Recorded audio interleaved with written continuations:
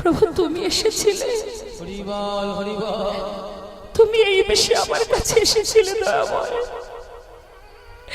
আমি তো তোমায় চিনতে পারিনি দয়াময়। এমন রাখালের বেশে তুমি এসে আমায় দুগ্ধ দিয়ে গেলে প্রভু। হে করুণাময় দয়াময়, আমি তোমায় সেবা দিতে পারি না, আর তুমি এসে আমায় সেবা দিয়ে গেলে দয়াময়। হরি বল করুণাময়, তুমি যে আবার আসবে বলেছিলে, আর এলে না কেন? বলো প্রভু, তুমি কেন এলে না? মাধব, আমি যদি আসতাম, তোমার কাছে যদি আমি আসতাম, তাহলে উদ্ধার হতে পারতাম না। এ তুমি কি বলছো প্রভু? যে জগতে জীবকে উদ্ধার করে, সে কি এমন কষ্টে আছে? আমায় বলো প্রভু, কি হয়েছে তোমার? তুমি কি কষ্টে আছো? কোথায় আছো? আমায় বলো দয়াময়। মাধব, শুনবে? এসো আমার সাথে। পুরী গোসাই শয়নে আছে মা, সূক্ষ্ম আত্মাকে নিয়ে চললেন ভগবান। গিরি গোবর্ধন পর্বতের এক পাশে গভীর ঘন জঙ্গল, যে জঙ্গলের মধ্যে বহু বছর ধরে এই গোপাল বিগ্রহ রাখা আছে একটা ছোট্ট কুঞ্জের মধ্যে, যেখানে কোনো দিন কেউ প্রবেশ করতে পারবে না। বহু বছর ধরে পড়ে থাকতে থাকতে ধীরে ধীরে গোপাল মাটির তলায় চাপা পড়ে যাচ্ছে। প্রভু বলছে, দেখো মাধব, আমি এইখানে পড়ে আছি, বহু বছর ধরে পড়ে আছি। জানো, আমি শুধুমাত্র তোমার অপেক্ষায় আছি, কবে তুমি আসবে। দয়াময়, তুমি আমার অপেক্ষায় আছো। প্রভু, আমি তোমার কথা কিছু বুঝতে পারছি না। কে তোমাকে এখানে রেখেছে? কেন রেখেছে? কি হয়েছে তোমার? আমায় খুলে বলো দয়াময়, কি হয়েছে তোমার? মাধব, তাহলে শোনো, আমি বহুদিন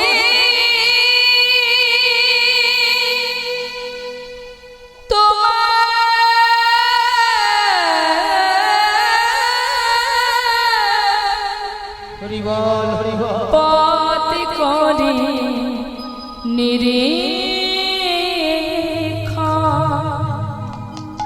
কবে আসবে মাধব আমার করিবে সেবা। আমি বহুদিন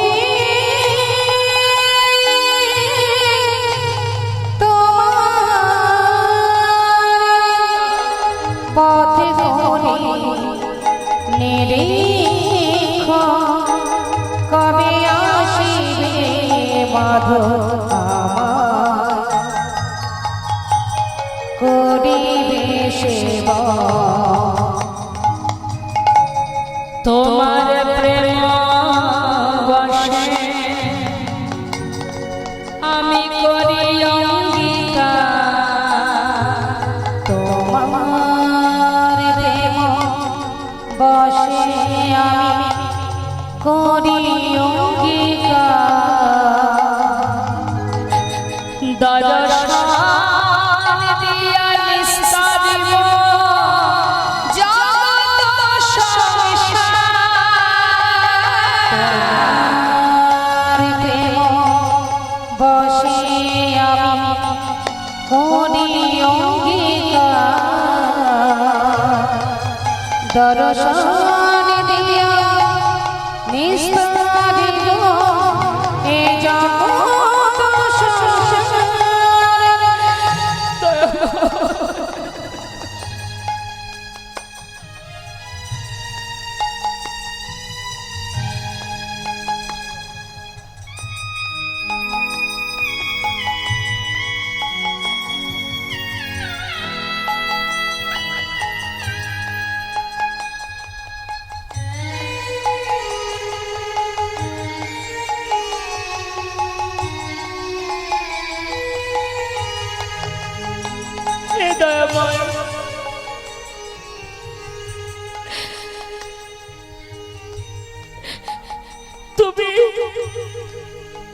জগৎ জীবের বিস্তার করবে।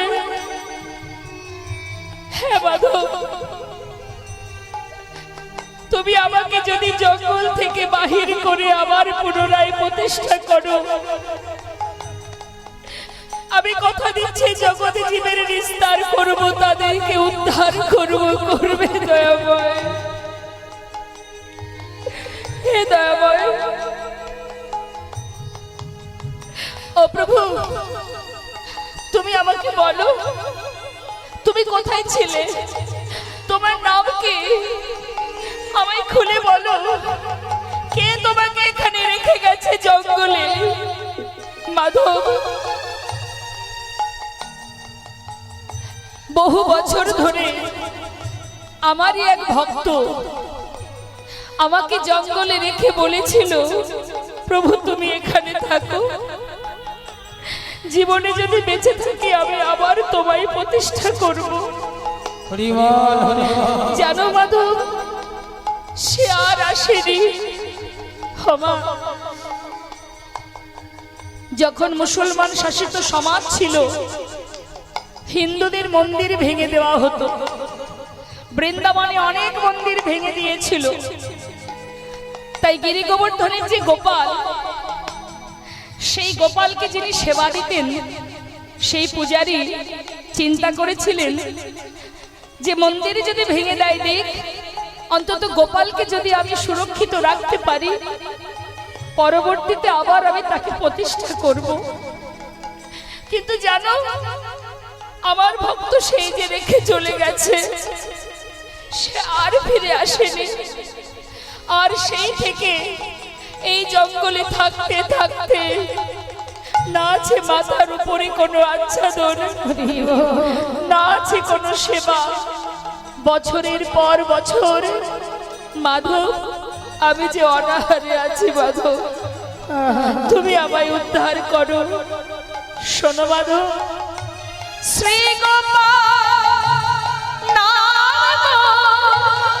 গোবর্ধন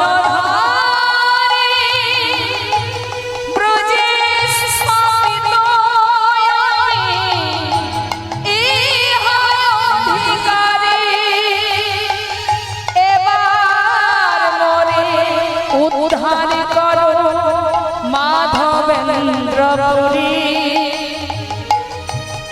মাধবেন্দ্রপুরী, মাধবেন্দ্রপুরী, মাধবেন্দ্রপুরী।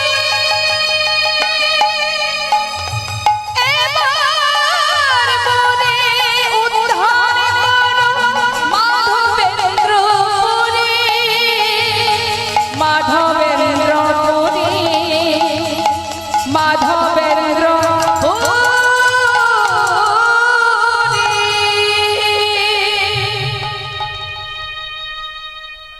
শুধু এইটুকু বলেই প্রভু চলে গেছে, মা অন্তর্ধান হয়ে গেছে। আর যেই না প্রভু চলে গেছে, পরিগোসার ঘুম ভেঙে গেছে। বট গাছের তলায় স্বপ্নের মধ্যে দেখে মনে মনে চিন্তা করছে, হে দয়াময়, আমি কি দেখলাম? তুমি কি কঠিন সংকটে, কত কষ্টে তুমি দিন কাটাচ্ছ। কিন্তু স্বপ্নে যা দেখেছি, এটা যদি ব্রজবাসীকে বলি, তারা যদি বিশ্বাস না করে, কি করব তখন আমি? দেরি না করে যমুনায় স্নান করে ধীরে ধীরে গিরি গোবর্ধন পর্বতের আশেপাশে যে গ্রাম আছে, সেই গ্রামে গিয়ে সবাইকে ডাকছে, ওগো শোনো শোনো, তোমরা শিগগির এদিকে এসো। এই গ্রামের ঈশ্বর তোমাদের গোবর্ধন কুজে লুকায়িত আছে, চলো তাহারে বাহির করি।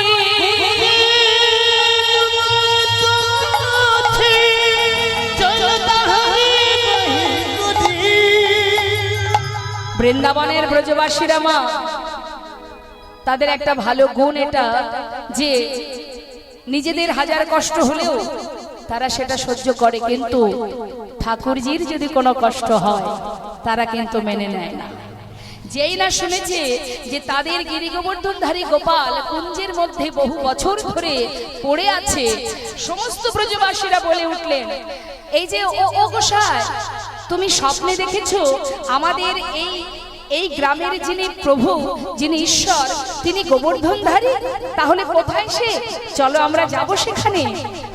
তখন পুরী গোসাই বললেন, দেরি করো না, তোমরা তাড়াতাড়ি তৈরি হও, চলো। গভীর জঙ্গল, ঘন জঙ্গল, যেতে হবে সেখানে। তবে হ্যাঁ, এই জঙ্গলের মধ্যে দিয়ে কোনো রাস্তা নেই, যেতে গেলে রাস্তা বাহির করতে হবে। তা কি করে? না, যাদের ঘরে যা ধারালো অস্ত্র আছে, কোদাল কোঠারি সব নিয়ে এসো, চলো আমরা বৃক্ষ কাটতে কাটতে পথ বাহির করব। এবার সমস্ত ব্রজবাসীরা দেরি না করে এবার স্বপ্নে যা দেখেছে সেই মতো গাছ কাটতে কাটতে ওই জঙ্গলের মধ্যে প্রবেশ করছে। মা পুরী গোসাই বলছে, শোনো, এইভাবে গেলে হবে না, হাতে কাজ করো আর মুখে তার নাম করো। কি গো মা, আমরা কাজ করতে করতে আর কথা না বলে আমরা যদি প্রভুর নাম করি, একসঙ্গে দুটো কাজ হয়, সংসারের কাজও হয়, আবার ভগবানের নামও হয়, তাই না? পরনিন্দা পরচর্চা দিবস রজনী আবল তাবল পাঁচাল পড়িতে পারো, তাহার ভিতরে একবার কি গোবিন্দ বলিতে না। যাচ্ছে মা নাম করতে করতে আর হাতে কাজ করতে করতে। বলছে সবাই বলো, জয় গোবিন্দ জয় গোপাল,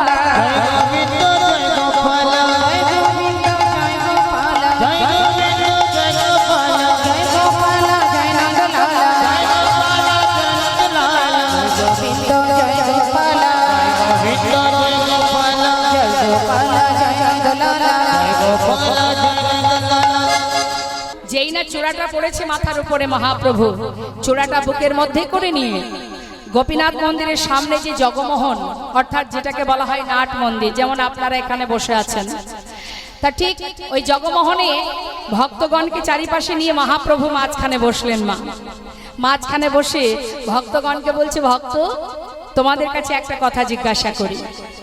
এই যে গোপীনাথ মন্দির, এই যে গোপীনাথ, সে কেন এত প্রতিষ্ঠা পেল? কেন তার নাম, সে কেন জগৎ বিখ্যাত? তোমরা বলতে পারো? ভক্তগণ বললেন, ও প্রভু, আমরা কি করে জানবো? যেমন এখানে আমার মায়েরা, যারা এখনো গোপীনাথ মন্দিরে যাননি, তাহলে জানবেন কি করে? এখন ভক্তগণ বলছে, প্রভু তুমি আমাদের বলো, তবে তো জানবো। বলছে, শোনো, এই গোপীনাথ জগৎ বিখ্যাত আমার দাদু গুরুর জন্য। নিতাই গৌর হরি।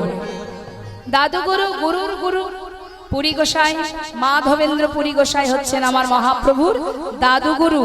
আবার এই মাধবেন্দ্র পুরী গোসাইয়ের শিষ্য হলেন আমার দয়াল নিতাই চাঁদ।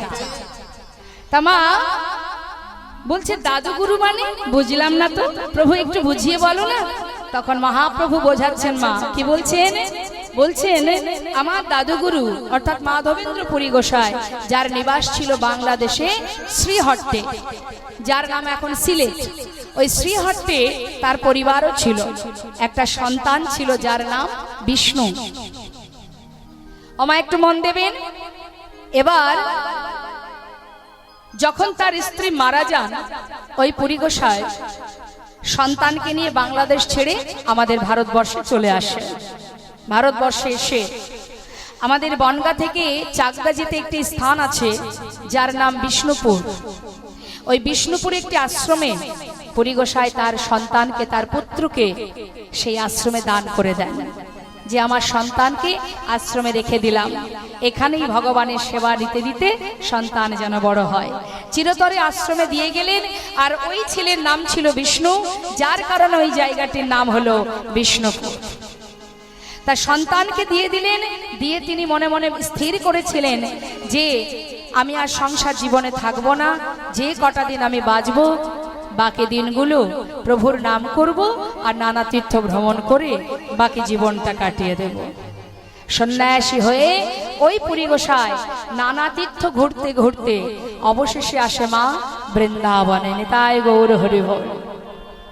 সমস্ত তীর্থ ঘুরতে ঘুরতে যখন বৃন্দাবনে আসে, এমনই ত্যাগ মা, তার জীবনে দুটো স্বভাব ছিল। এই মাধবেন্দ্র পুরী গোসাইয়ের দুটো স্বভাব ছিল। এক স্বভাব, তিনি অযাচক বৃত্তি পালন করেছিলেন। অযাচক বৃত্তি মানে জীবনে কোনোদিন কারোর কাছে কিছু চেয়ে খেতেন না। কেউ যদি ভালোবেসে তাকে কিছু দিতেন, সেটাই তবে সেবা করতেন। এই ছিল একটা কারণ। আর দ্বিতীয়, তিনি সদা সর্বদাই অহর্নিশি প্রভুর নাম জপ করতেন। এখন আপনারা বলতেই পারেন যে অহর্নিশি কি করে ভগবানের নাম হয়? জেগে থাকলে ভগবানের নাম হয়, কিন্তু ঘুমিয়ে পড়লে ভগবানের নাম করা যায়? আপনারা কি বলেন মা, ঘুমিয়ে থাকলে ভগবানের নাম হয়? হয় না। বাহ, কিন্তু শাস্ত্রে বললেন হয়। কেন হবে? আপনি যেটা অভ্যাস করবেন, প্রতিনিয়ত যেটা অভ্যাস করবেন। একটা সাধারণ আপনাদের কাছে উদাহরণ দিই, সারাদিন কোনো কিছু একটা নিয়ে চিন্তা করবেন, একটা জিনিস নিয়ে সারাদিন ভাববেন, রাত্রে ঘুমিয়ে থাকবেন, চোখের পাতা বন্ধ থাকলেও আপনার মস্তিষ্ক তো ঘুমাবে না, সে কিন্তু সেই চিন্তা আপনি স্বপ্নের মধ্যেও আপনি দেখতে পাবেন। অর্থাৎ যারা ভগবানকে ভালোবাসে, যারা অহর্নিশি সদা সর্বদাই প্রভুর নাম করে, তাদের এমনই অভ্যাস হয়ে যায় মা, তারা নিদ্রায় নিদ্রিত থাকলেও তার ইন্দ্রগুলো ভগবানের সেবা করতেই থাকে। ও মা, বেশি না 15 দিন একটানা মালা জপ করবেন, মুখে হরিনাম মহামন্ত্র জপ করবেন। যারা করেন আমি তাদের কথা বাদ দিচ্ছি, যারা করেন না, তাই জপের মালা হাতে নিয়ে একটানা 15 দিন হরিনাম করার পর 16 দিনের দিন যদি জপের মালা হাতে নেওয়ার সময় আপনার না হয়ে ওঠে, দেখবেন হাতে জপের মালা না থাকলে কি হবে, আপনি কাজে ব্যস্ত কিন্তু আপনার জিহ্বা সে কিন্তু হরিনাম করতে শুরু করে দেবে। নিতাই গৌর হরি। আপনি বুঝতেই পারবেন না কখন আপনার ঠোঁট আপনার জিহ্বা হরিনাম গাইতে শুরু করেছে। এটা হলো অভ্যাস। যে যেটা অভ্যাস করবে অহর্নিশি, সেটাই কিন্তু শক্তিশালী হয়ে যাবে। একজন বৃদ্ধ বাবা 40 বছর ধরে গ্রামে গ্রামে শাখা বিক্রি করে। তার মুখের বাণী একটাই, মা শাখা আছে, শাখা নেবে গো, পাড়ায় পাড়ায় ঘুরে বেড়ায়। দেখতে দেখতে 40 বছর হয়ে গেছে, বৃদ্ধ হয়ে গেছে, তথাপিও তার যতটুকু ক্ষমতা মাথায় শাখা নিয়ে গ্রামে গ্রামে যাচ্ছে। হঠাৎ গ্রাম পার করে একটা ফাঁকা মাঠের মধ্যে দিয়ে যাচ্ছে আর মুখে বলেই যাচ্ছে শাখা আছে, শাখা নেবে গো। এখন এক ভদ্রলোক বলছে, এই যে ও বাবা, এখানে তো কোনো লোকজন নেই, এখানে কোনো ঘর বাড়ি নেই, তুমি এখানে চিৎকার করছো কেন? আগে গ্রামে যাও, তারপরে না হয় বলবে। তখন সেই বৃদ্ধ বাবা বললেন, ওরে 40 বছর ধরে এই মুখে ওই শাখা আছে, শাখা নেবে গো বলতে বলতে এমন অভ্যাস হয়ে গেছে, এটা ফাঁকা জায়গা না লোকালয় সেদিকে আমার খেয়াল নেই, আমার জিহ্বা সে তার কাজ করে যাচ্ছে। তাই এটা হচ্ছে অভ্যাস মা। হ্যাঁ, আজ সারাদিন সারা রাত পুরী গোসাই নামের মধ্যে ডুবে থাকে। বৃন্দাবনে এসে রাধা কুণ্ড, শ্যাম কুণ্ড দর্শন করে গোবিন্দ কুণ্ডের পাড়ে এসে যখন পৌঁছালেন তখন সন্ধ্যা হয়ে গেছে। কোন রকমে রাত পার করেছে মা। ভক্ত কাকে বলে একবার দেখুন, কাকে বলে বৈষ্ণব। গাছের তলায় বসে আছে, প্রখর রোদ্দুর, প্রচন্ড ঝড়, প্রচন্ড বৃষ্টি, শীত যাই হোক না কেন সব মাথার উপর দিয়ে বয়ে যায়। তার জীবনে একটাই ধ্যান, একটাই জ্ঞান, প্রভু ছাড়া আমার আর কেহ নাই। তা এখন মনে মনে চিন্তা করছে, সকাল হয়েছে তো মনে মনে ভাবছে, তাই তো কেউ তো কিছু দিল না, অনাহারেই আছি,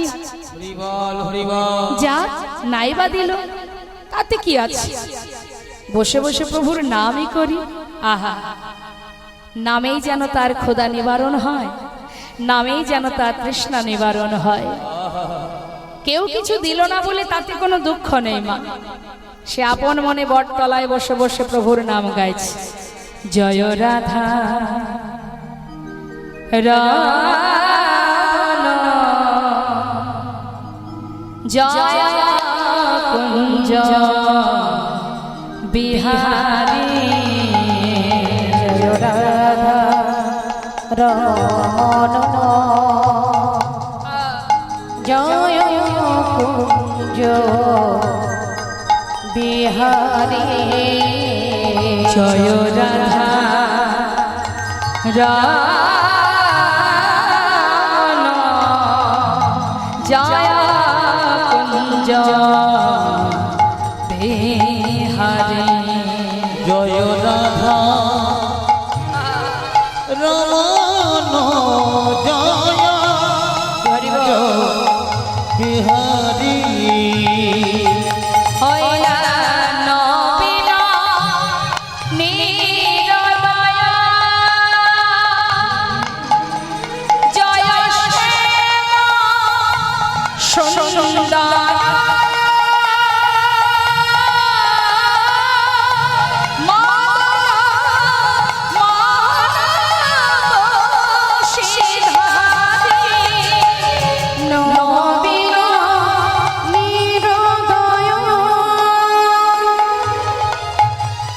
জয় শ্যাম সুন্দর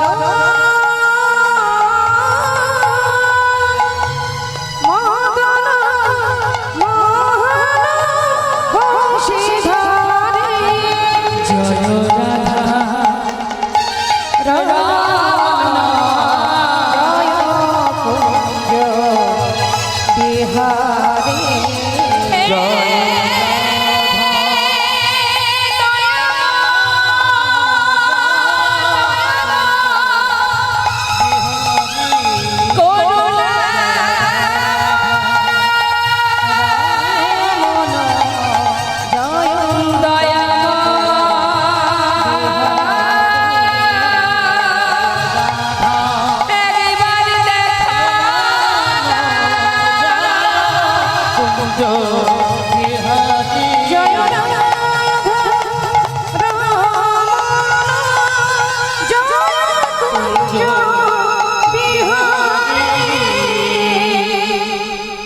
গৌরহরি সন্ন্যাসী হয়ে যখন চলে যান, মা সচিমা তিনি সন্তানের জন্য কাঁদছে। নিতাই চাঁদ বললেন, মা তুমি কেঁদো না, ভাই যেখানেই থাক তোমার কাছে আমি ধরে নিয়ে আসব। ও মা, মা বললেন যে ছেলে একবার সন্ন্যাসী হয়ে যায় মায়ার সংসারে সে আর কখনো আসে না বাবা। হরিবল হরিবল। নিতাই চাঁদ বললেন, মা আমি তোমায় কথা দিচ্ছি, ভাই সন্ন্যাসী হয়ে গেলেও ধরে আনবো, আর যদি না হয়ে থাকে তবুও তোমার কাছে নিয়ে আসবো। মা বললেন, বেশ যাও মা, তুমি ঘরে যাও।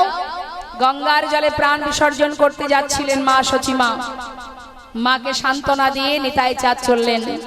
কাটোয়া কাঞ্চননগরে কেশব ভারতীর আশ্রম থেকে গৌরহরি সন্ন্যাসী হয়ে বৃন্দাবনের পথে চলে যান।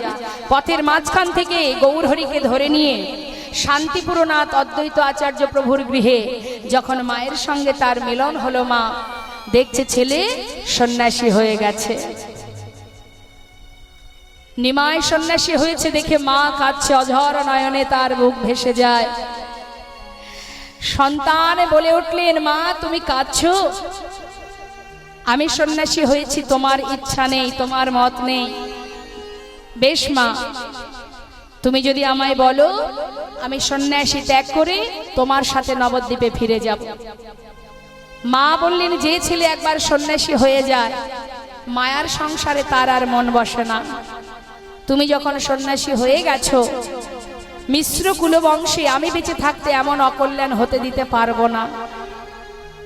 হয়েছে যখন আমি তোমায় বাধা দেব না। মা তাহলে তুমি অনুমতি করো আমি বৃন্দাবনে চলে যাই। মা বললেন, বাবা সন্ন্যাসী হয়েছো ঠিক আছে, অন্তত কাছে কাছে যদি থাকো, অন্তত সন্তান হারা যন্ত্রণা থেকে তো একটু শান্তি পাবো। তুমি একটু কাছে কাছে থাকো। মা যেহেতু আমি সন্ন্যাসী হয়ে গেছি, আমি তো আর তোমার কাছে থাকতে পারবো না। মা মা বললেন, বেশ তাহলে তুমি নীলাচলে বাস করো। নীলাচল অর্থাৎ পুরীধাম।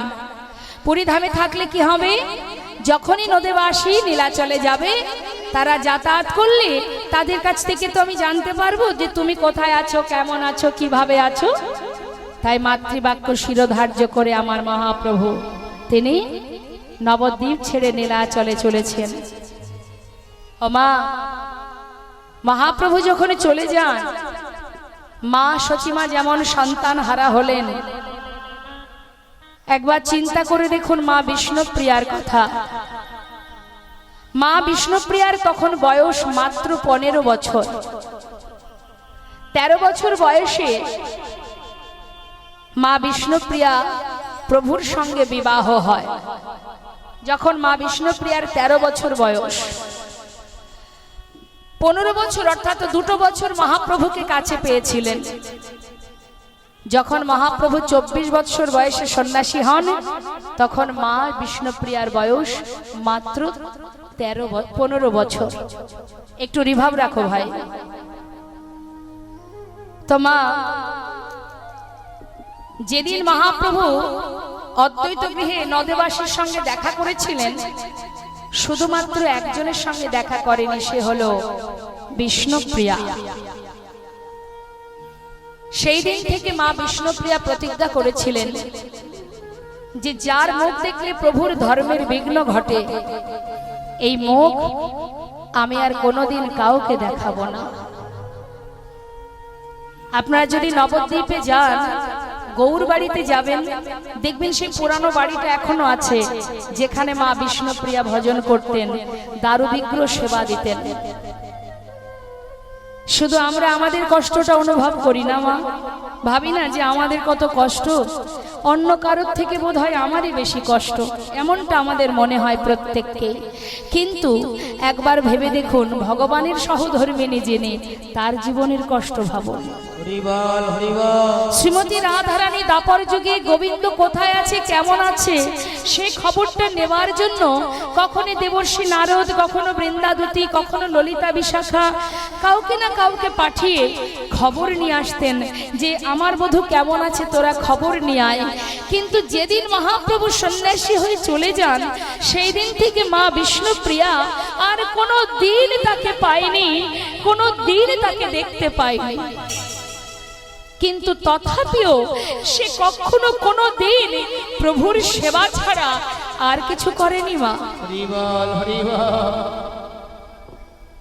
সারাদিন ঘরের মধ্যে নিজেকে বেঁধে রেখে ওই গৌর গৌর গৌর জপ করতেন, আর একবার করে মুখে উচ্চারণ করে একটা করে তন্ডুল মানে চাল আলাদা করে রাখতেন। অবশেষে দিনের শেষে যতটুকু তন্ডুল হতো সেটাকে রন্ধন করে লবণ মানে লবণ ছাড়াই সেটা শাশুড়ি মাকে খাওয়াতেন। বাড়ির পৌরাণিক ভিত্ত ঈশানকে দিতেন। অবশেষে যেটুকু বেঁচে থাকতো নিজে সেবা করতেন। কেন?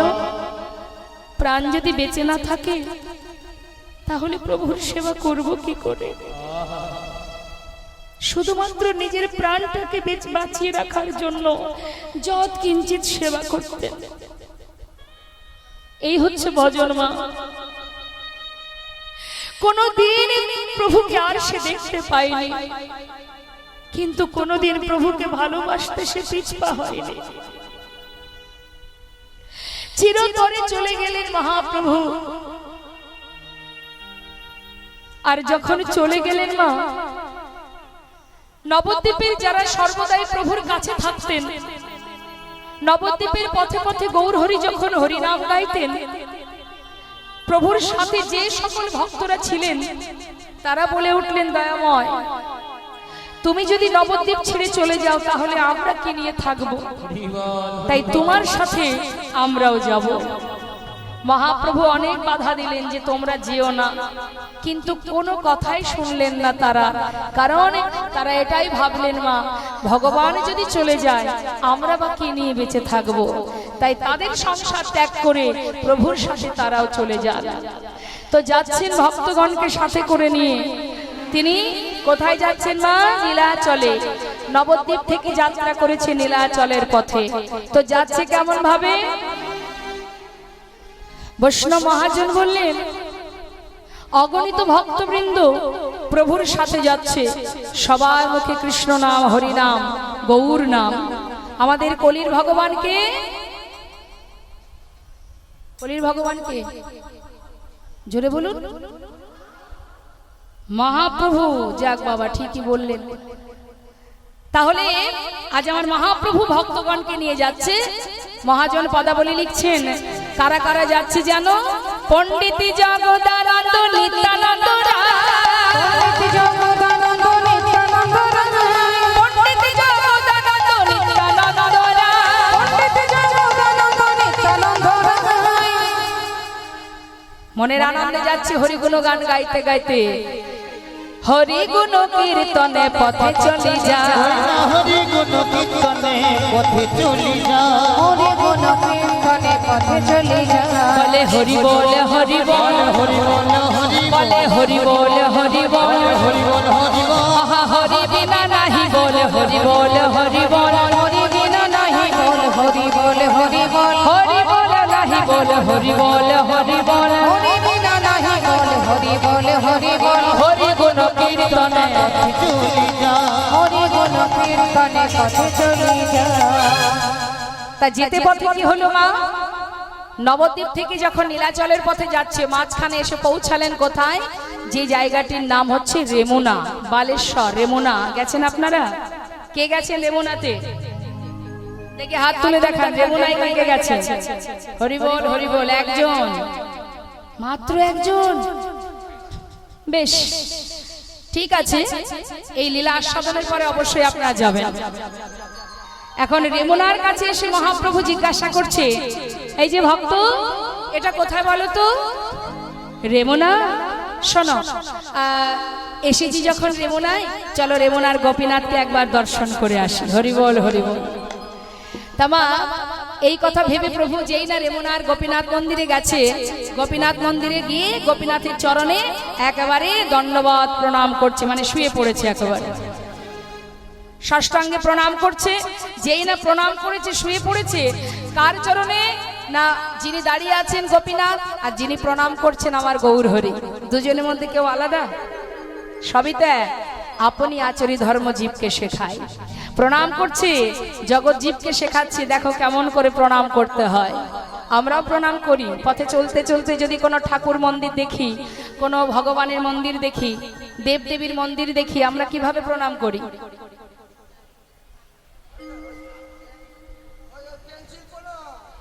বলুন। হ্যাঁ, আমরা প্রণাম করি ঠিক এইভাবে, তাই না মা? দেখলাম মন্দির। আচ্ছা, আপনাদেরকে একটা সাধারণ উদাহরণ দিই।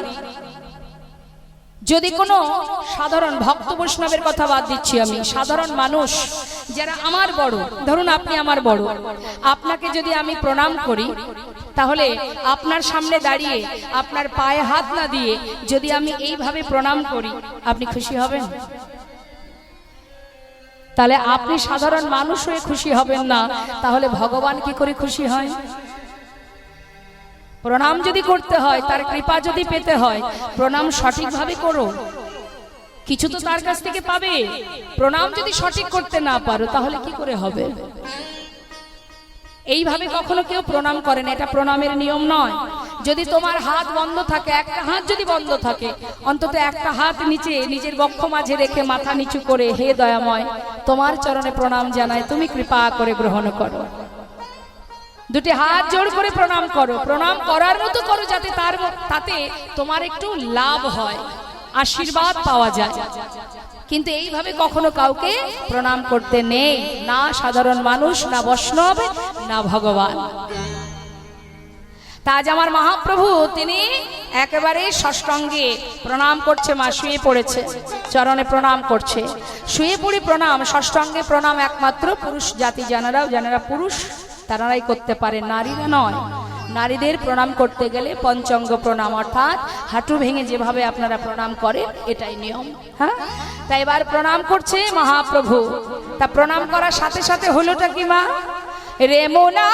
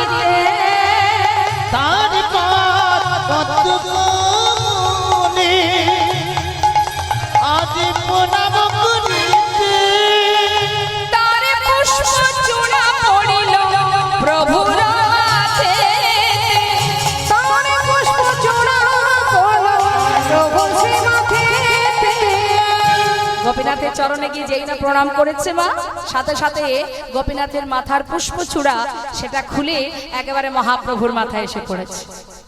আর যেই না মাথায় পড়েছে, মহাপ্রভু সেই চূড়াটা নিয়ে কি করলেন, চূড়া পাইয়া প্রভু আমার আনন্দিত চূড়া পাইয়া প্রভু আমার আনন্দিত তারে নিত্য গীত করিল লইয়া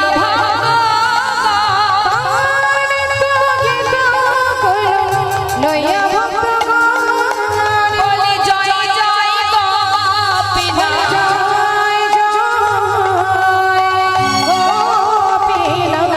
ওগো তুমি ত্রিজগতের নাথ, জয় জয় গোপীনাথ। তুমি যে জগতের নাথ, জয় জয় গোপীনাথ।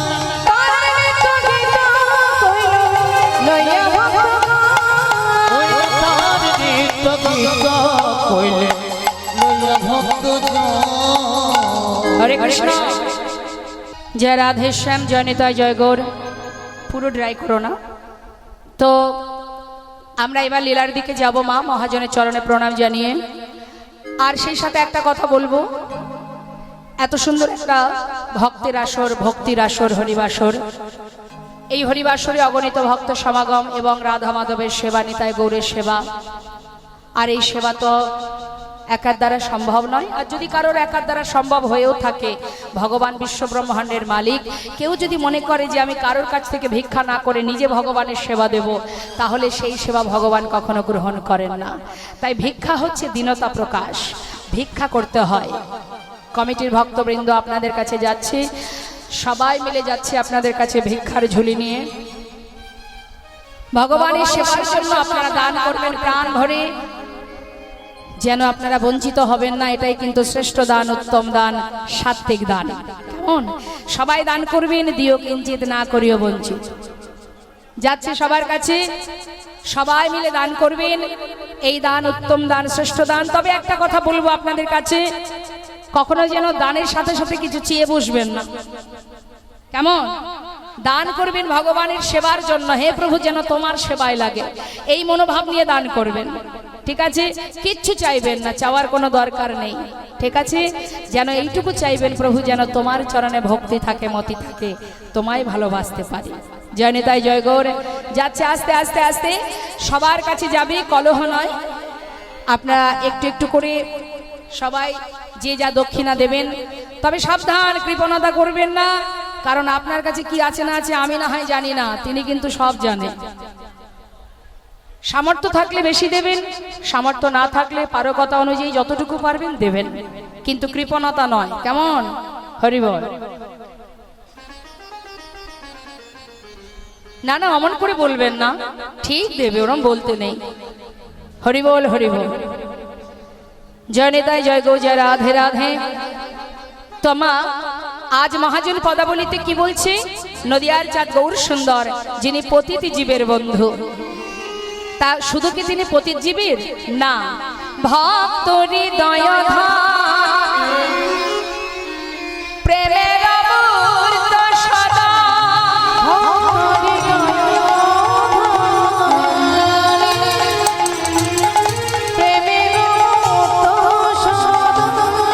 ও সে ভালোবাসে আপনা ভিতরে, ভালোবাসে আপন ভিতরে, ভালোবাসে আপন ভিতরে, ভালোবাসে আপন ভিতরে। তিনি শুধু পতিতকে উদ্ধার করেন না, তিনি ভক্তের হৃদয়ের ধন, ভক্ত হৃদয় ধন, প্রেমের মূর্ত সদন। সে ভালোবাসে আপনা ভিতরে, নিজেকে বিতরণ করে ভক্তকে ভালোবাসে। ভগবান কি বলেন? ভক্তই আমার মাতা পিতা, ভক্তই আমার গুরু,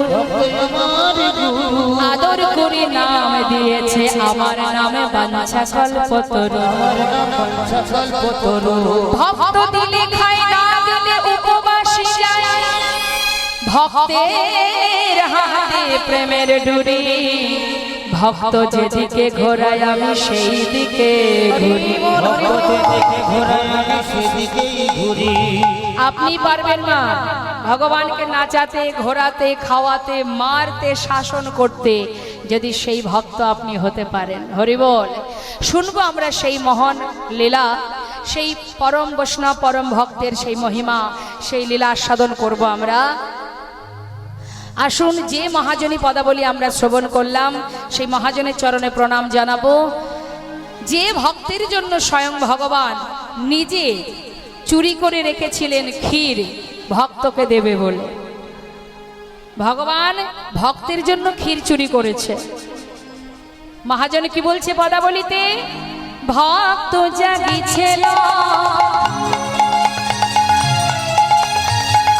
গোপালের দিতে ভক্তের জাগিছিল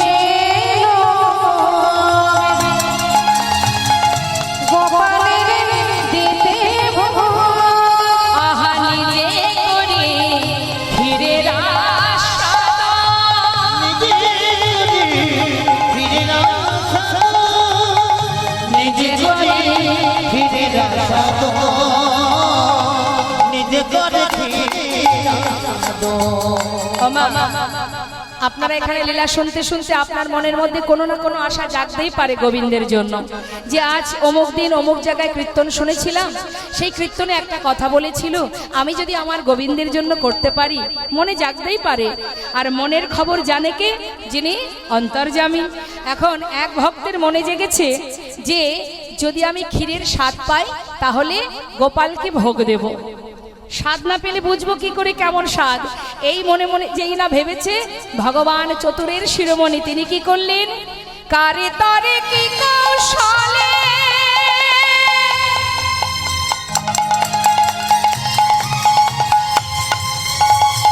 ক্ষীর পাত্র বস্ত্র তলে, কারে তোরে কি কৌশলে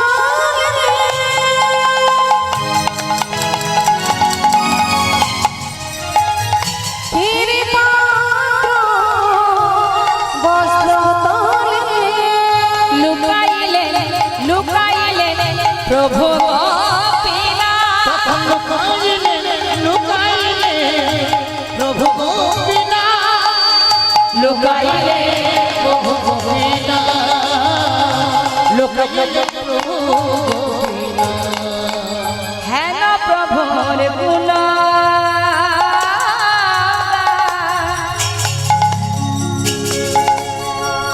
যদি গাইতে চাহে প্রাণ, আর হেন প্রভু গুণগান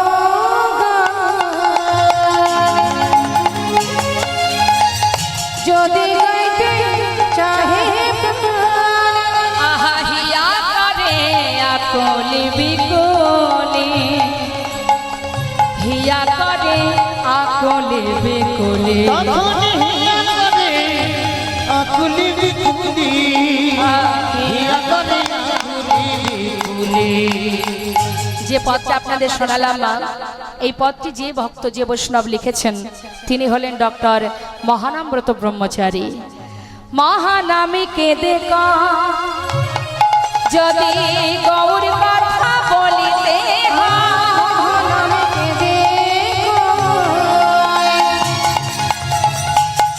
যদি গৌর কথা বলিতে হয়, তোমরা আগে মাখো ভক্ত পদ ধুলি, তোমরা আগে মাখো ভক্ত চরণ ধুলি, তোমরা আগে মাখো ভক্ত পদ ধুলি, আগে মাখো ভক্ত পদ ধুলি।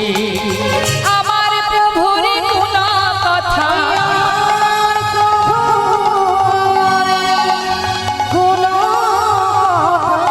ওগো যদি বলিতে চাহে প্রাণ, আমার প্রভুর গুণ কথা, যদি বলিতে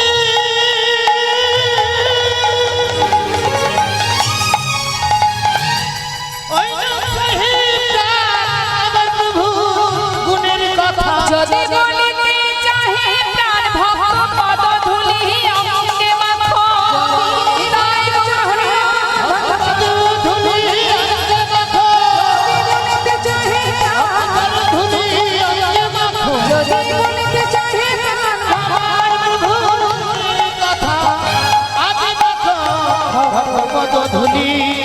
তোমরা আগে ভক্ত পদ ধূলি।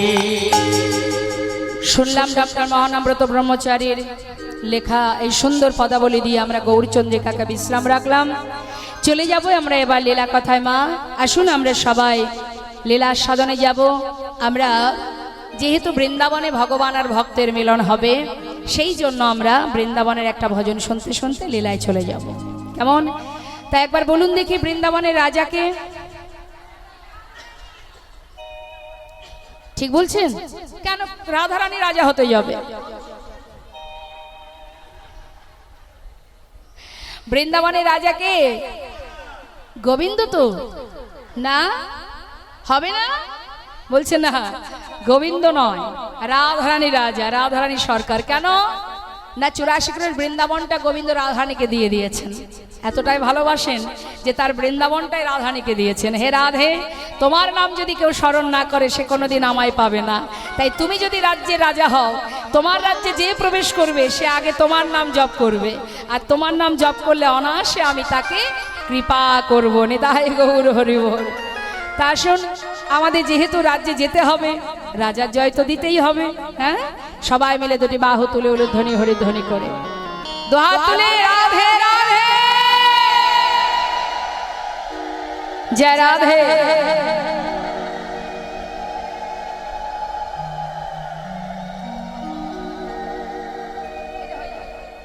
জয় রাধে রাধে।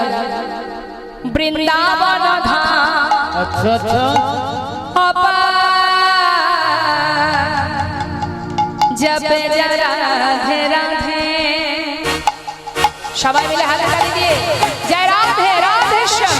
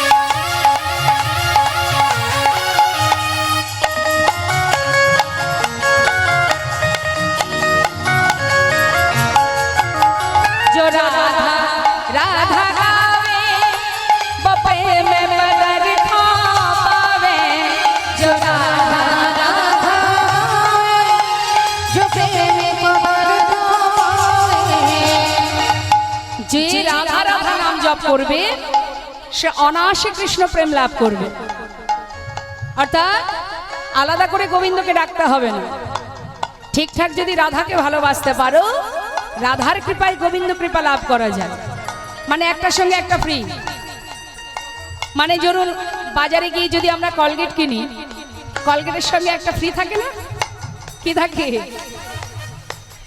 তাহলে গোবিন্দ বলেন কোনো কষ্ট করতে হবে না, তোমরা রাধা নাম করো। তোমরা রাধা নাম করলে আমি অনায়াসে তোমাদের সামনে গিয়ে ধরা দেবো। হরি বল হরি বল।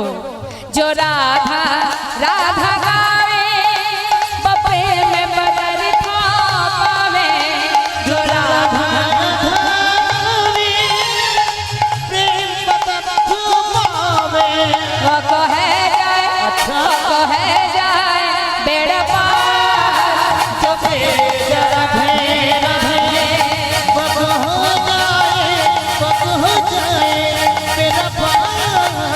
চুপে যা রাধে রাধে রাধা রানী কি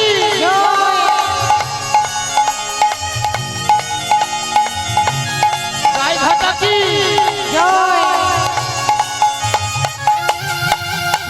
রাধে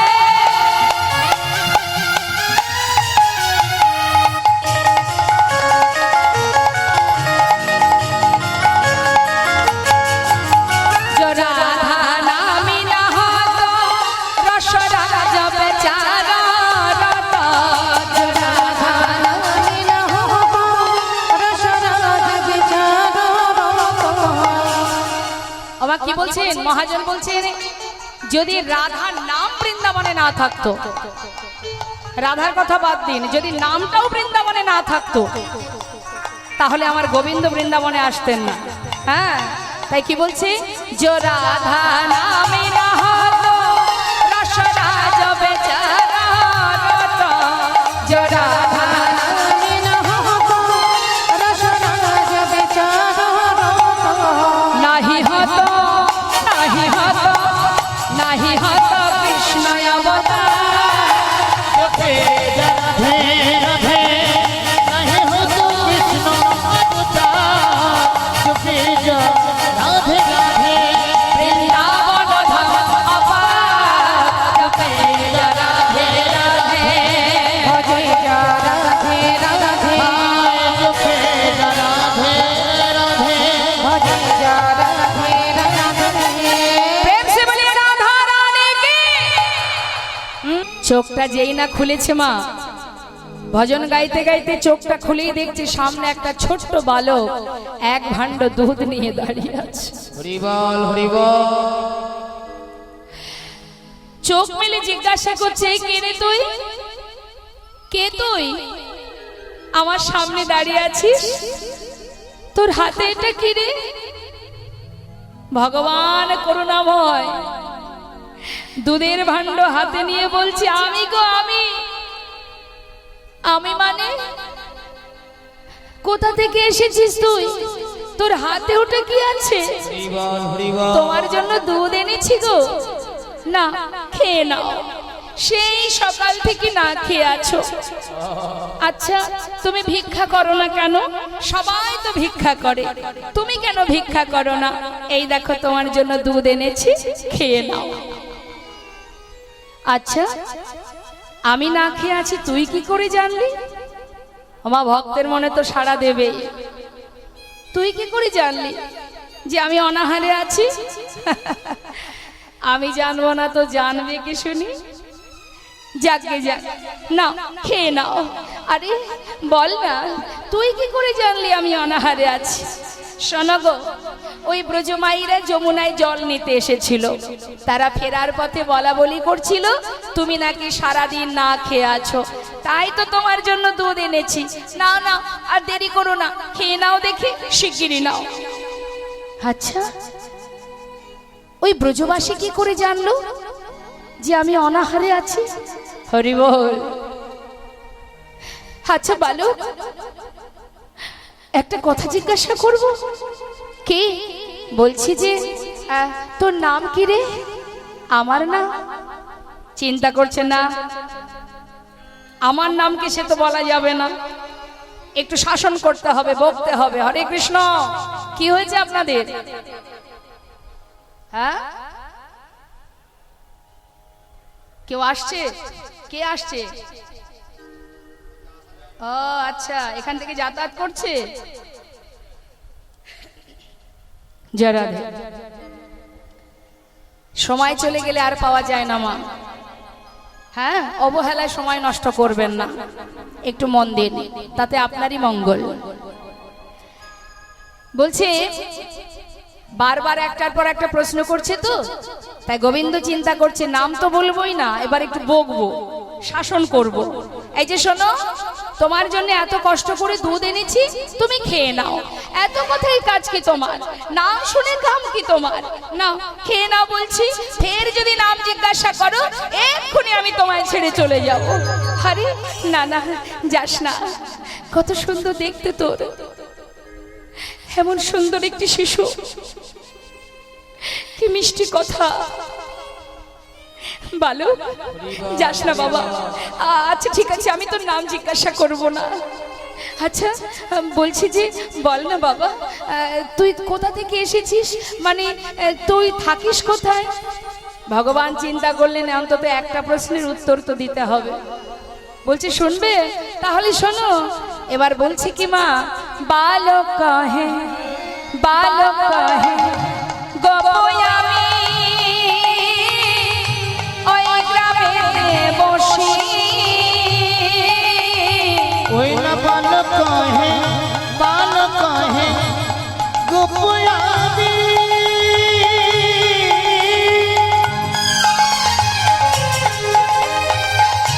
ওই গ্রামেতে বসি।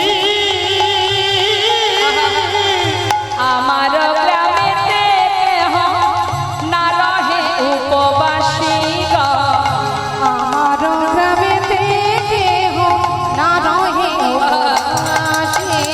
আমার গ্রামে বাস করে যে আমার গ্রামে বাস করে যে ও গো উপবাসী থাকে না সে। আমার গ্রামে বাস করে যে অভয় উপবাস থাকে না সে। আমার গ্রামে বাস করে যে। আমার গ্রামে রহি উপবাসী। আমার গ্রামেতে রহি উপবাসী। সকাল থেকে না খেয়ে আছো, তাই তোমার জন্য দুধ এনেছি। আমার গ্রামে যারা থাকে কাউকে অনাহারে আমি রাখি না, তাই তোমার জন্য দুধ এনেছি, খেয়ে নাও। পুরী গোসাই ছোট্ট বালকের কথা শুনে মা তার হৃদয়টা জুড়ে যায়, যেন মনে হয় আহা, এত মিষ্টি কণ্ঠ, এত সুন্দর কথা বলছে, এত সুন্দর দেখতে, এমন সন্তান, এমন ছোট্ট শিশু যে এত কষ্ট করে আমার জন্য দুধ এনেছে। ওকে যদি একবার আমার কাছে পেতাম, হরিবল হরিবল। একবার যদি বুকে জড়িয়ে ধরতে পারতাম। চিন্তা করছে তাই তো? এক কাজ করি, আমি বলবো খাবো না, আর ও জোর করে আমাকে খেতে দেবে। অর্থাৎ যখনই আমার কাছে আসবে ওকে একবার আমি বুকে জড়িয়ে ধরবো। পরিগোসার মনে সন্দেহ জাগছে, মা এই তো সেই আমার বৃন্দাবনের সেই ছোট্ট কানাই না তো, গোবিন্দ নয় তো। এই বালু, তুই আমার জন্য দুধ এনেছিস, আমি খাবো না। খাবে না? কেন খাবে না? খাও না। না খাবো না। খাও না, কত কষ্ট করে নিয়ে এলাম, তুমি খাবে না? খাও বলছি। যতবার বলছে মা ততবার এক পা করে এগিয়ে যাচ্ছে, আর মনে মনে চিন্তা করছে, আহা, মনে মনে চিন্তা করছে যে আর একটু আসলেই হয়, আর একটু এলেই আমি ওকে বুকে জড়িয়ে ধরবো। আমার মনে বড় বাসনা, একবার ওকে বুকে জড়িয়ে ধরবো। অন্তরের খবর অন্তর্যামী জানতে পারলেন, আর যেই না জানতে পেরেছেন আর এক পাও বাড়ালেন না, সেইখানে দাঁড়িয়ে পড়লেন। ভাণ্ডটা রেখে বললেন, এই যে খাবে না তো? না খাবো না। সত্যি খাবে না? এই রইল ভাণ্ড, যখন মন চাই তখন খাবে। চললাম আমি, আর দেরি করতে পারবো না। শোনো, তুমি দুগ্ধ সেবা করে ভাণ্ডটা ধুয়ে রেখো, আমি সময় মতো এসে নিয়ে চলে যাব। আমি আসি কেমন? এই শোন শোন, আর একটু দাঁড়া। না না, আমি আর দাঁড়াতে পারবো না, আমি আসি। চলে গেল। এত বলি গেলা গো না দেখিয়া মাধবেন্দ্র পুরীর চিত্ত হইল চমৎকার। মাধবেন্দ্র পুরীর চিত্ত হইল চমৎকার। ভগবান ভক্তের বোঝা বহন করে মা। দাঁড়াও দাঁড়াও দাঁড়াও, আর গাছ কেটো না, ওই তো ছোট্ট কুঞ্জ দেখা যাচ্ছে। চলো শোনো, এক কাজ করো, তোমরা কেউ যাও, কুঞ্জের ভিতরে গিয়ে দেখো আমি যা স্বপ্নে দেখেছি সেটা ঠিক ঠিক আছে কিনা। যাবে না? আমি যাব? সবাই বলছে ও গোসাই তুমি স্বপ্নে দেখেছো, তুমি যাও। বেশ। পুরী গোসাই দেরি না করে মা ভিতরে প্রবেশ করেছে। ভিতরে প্রবেশ করে আর খুঁজে পাচ্ছে না। খুঁজে পাচ্ছে না, পাবে কি করে? বহু বছর ধরে প্রভু আমার লতা পাতা আবর্জনায় একটু একটু করে সারা দেহটা মাটিতে চাপা পড়ে গেছে, শুধু রয়েছে বাকি হাতটা, মানে একটা হাত উপরে। তো গিরি গোবর্ধন গোপালের একটা হাত কোন দিকে থাকে? উপরের দিকে। ওই একটা হাতই শুধু উপরে আছে, আর দেহটা মাটিতে চাপা পড়ে যাচ্ছে লতা পাতায় ভরে। পুরী গোসাই খুঁজে না পেয়ে সারা জায়গায় হাত দিয়ে দিয়ে দেখছে, আর গুনগুন করে গাইছে, জয় গোবিন্দ জয় গোপাল, জয় গোবিন্দ জয় গোপাল, গোপালা জয় নন্দলালা, জয় নন্দলালা, জয় গোপালা জয় নন্দলালা। পেয়েছি, এই তো পেয়েছি। প্রভুর হাতে হাতে যেই না ঠেকেছে, পুরী গোসাই বললেন, দাঁড়াও দাঁড়াও, ওগো পেয়েছি গো, কিন্তু তাকে বাহির করব কি করে? তার তো বয়স হয়েছে মা। পুরী গোসাই তখন বয়স হয়ে গেছে, বৃদ্ধ হয়েছেন, পারছে না কোনো রকমে সেখান থেকে বাহির করে বাইরে, কুঞ্জের বাইরে এনে মাটিতে রেখেছে। রেখে বলছে, শোনো বাবা, বুঝতেই পারছো বয়স হয়েছে, আমি কিন্তু আর তুলতে পারবো না, অনেক কষ্ট করে এনেছি আমি, এবার ওই গিরি গোবর্ধন পর্বতের উপরে তোমরা নিয়ে চলো। ভগবান প্রতিষ্ঠা চাই, তাকে প্রতিষ্ঠা দিতে হবে, তাই দেরি করো না, তাড়াতাড়ি করে নিয়ে চলো। ওমা, আমাদের যেমন মনে ইচ্ছা জাগে, ভগবানেরও ইচ্ছা জাগে। তার মনে আজকে ইচ্ছা ভক্তের কাঁধে চেপে গিরি গোবর্ধন পর্বতে উঠবে। এত ভার হয়েছে পুরী গোসাই তুলতে পারছে না, বলছে যাদের গায়ে একটু জোর আছে, শক্তি আছে, তাদের ডেকে নিয়ে এসো। এবার সবাইকে ডেকে নিয়ে এসে এবার ওই গিরি গোবর্ধন পর্বতের উপরে গোপালকে কাঁধে করে তুলছে মা। কারা তুলছে? মহা মহা বলিষ্ঠ একত্র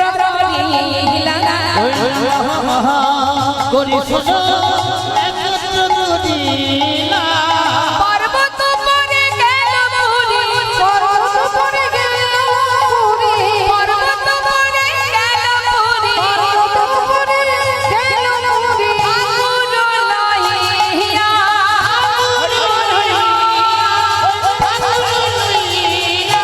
আগুন লইয়া, ঠাকুর লইয়া, পাথরের সিংহাসনে ঠাকুর বসাইল। ওই না পাথরের সিংহাসনে ঠাকুর বসাইল। কি করেছে মা? ওই পর্বতের উপরে কোথায় মন্দির? মন্দিরও নেই, সিংহাসনও নেই। একটা পাথরের উপরে গোপালকে বসালেন, আর একটা পাথর পিছন থেকে হেলান দিলেন, একেবারে চেয়ারের মতো হয়ে গেল। পাথরের সিংহাসনে ঠাকুর বসাইল, পাথরের সিংহাসনে ঠাকুর বসাইল।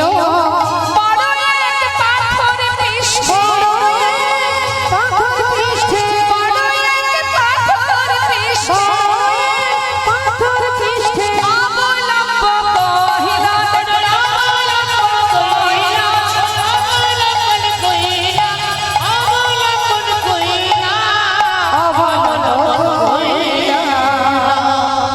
শোনো, ভগবান যখন প্রতিষ্ঠা চেয়েছে তার সব কিছু ব্যবস্থা করতে হবে।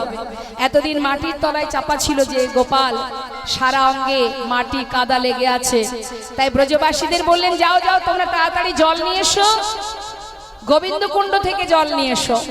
এবার সমস্ত ব্রজবাসীরা যাচ্ছে মা জল আনতে, মনে আনন্দ ধরছে না।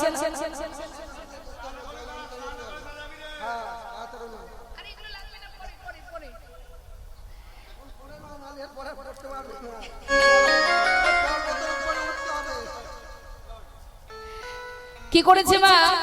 এবার মনের আনন্দে জল নিয়ে আসতে যাচ্ছে ব্রজমাইরা, কারণ তাদের গিরি গোবর্ধনের গোপাল প্রতিষ্ঠা হচ্ছে, তাদের তো আর আনন্দ ধরছে না। সমস্ত ব্রজবাসী সবাই যাচ্ছে, ব্রজমাইরা যাচ্ছে। তো যাচ্ছে কি না, সুন্দর সুন্দর মাটির কলসি নিয়ে নতুন করে, নতুন পাত্রে করে জল নিয়ে আসতে যাচ্ছে। নবশত ঘটে, শতঘট মানে 100 ঘট, নব মানে নতুন। তা যাচ্ছে কি মা, শুধু ব্রজমাইরা যাচ্ছে না, সাথে বাদ্যযন্ত্রও যাচ্ছে।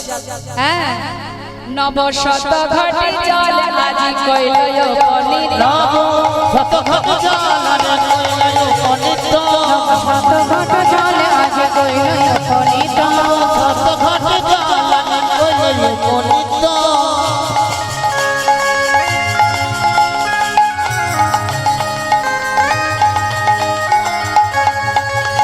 নব শত কোটি জল আজ কইল উপনীত শত শত জল আজ কইল উপনীত নানাবাদ্য ভেরি বাড়ি শ্রী গুণ গাই গীত নানাবাদ্য ভেরি বারে শ্রী গুণ গাই গীত নানাবাদ্য ভেরি বারে শ্রী গুণ গাই গীত কেহ হাতে কেহ কেহ হচ্ছে কেহ গাইবে কেহ ধুলাই গড়াগড়ি ব্রজরমণী দেখো ব্রজরমণী গণে তারা করে হুলাহুলি হরি বল হরি ব্রজরমণী গান তারা করে হুলাহুলি শত ঘট জল আজ কইল উপনীত নব শত ঘট জল আজ কইল উপনীত 100 ঘট জল ওই পর্বতের উপরে তোলা হলো তাকে স্নান করানো হলো পুরী গোসাই বললেন বহু বছর গোপাল অনাহারে আছে তোমরা সবাই তোমাদের পারকতা অনুযায়ী সেবার সামগ্রী যাও রন্ধন করে নিয়ে এসো কেউ বাদ যায়নি মা বৃন্দাবনের কোনো ব্রজবাসী কোনো ব্রজমাইরা কেউ বাদ যায়নি যার যেমন ক্ষমতা গোপালের জন্য কিছু না কিছু রন্ধন করে এনেছে এখন সবার হাত থেকে সেবার সামগ্রী এক জায়গায় যখন হয়েছে একেবারে অন্নকূট তৈরি হয়ে গেছে মানে অন্নের পাহাড় যেই না অন্নকূট হলো এখন সবাই বললেন এই যে ও গোসাই তাহলে এবার গোপালকে নিবেদন করে দাও এদিকে সমস্ত ব্রজবাসীরা গিরি গোবর্ধন গোপালকে দর্শন করবে বলে প্রত্যেকে এসেছে বিদেশি ভক্তরাও এসেছে তাকে দর্শন করবে কারণ গোপাল নতুন করে আবার প্রতিষ্ঠা হয়েছে তাই সবাই এসেছে দর্শনে অগণিত ভক্ত বাইরে আর পুরী গোসাই নিবেদন করেছেন মা নিবেদন করে বাইরে এসেছে এত বলে পুরী গোসাই নিবেদন করিল বহুদিনের খোদাই গোপাল সকলে খাইল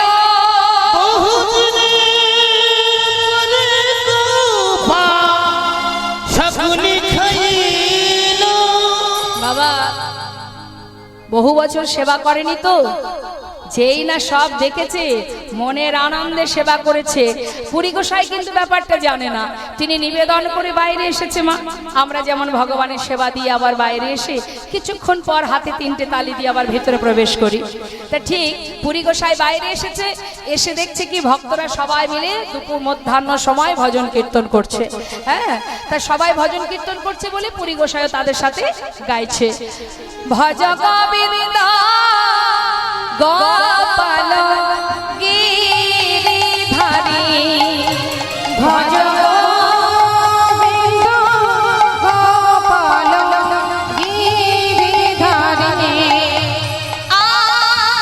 গিরিধারী গোবর্ধন ধারী গিরিধারী